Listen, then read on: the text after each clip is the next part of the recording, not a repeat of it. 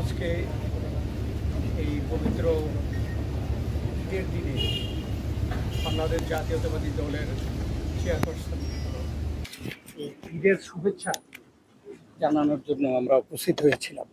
আপনারা জানেন যে প্রত্যেক বছরই এই ঈদের মধ্যে আমরা আমাদের নেত্রীর সাথে ঈদের শুভেচ্ছা জানানোর জন্য আমরা একত্রিত হই।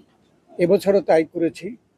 আমাদের মহাসচিব তিনি নিজের দেশে আছেন, সেজন্য তিনি আজকে অনুপস্থিত। আমি ব্যক্তিগতভাবে অসুস্থ, আপনারা জানেন, প্রায় সবাই 1 বছর আমি অসুস্থ।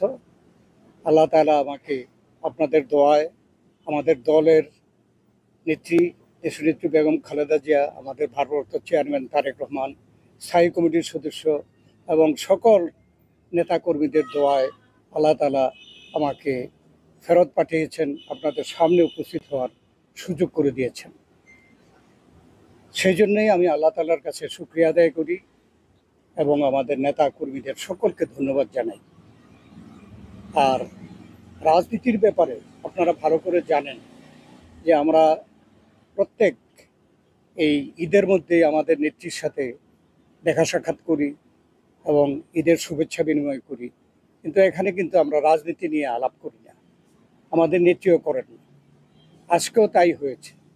তবুও দেশের মানুষের যে আজকে অর্থনৈতিক অবস্থা, দৈন্যতা, আজকে যে খারাপ অবস্থা এবং আজকে যে ঈদ সকলে সেভাবে আনন্দের সাথে করতে পারেনি, এ ব্যাপারে আমরা সকলেই কষ্টে আছি।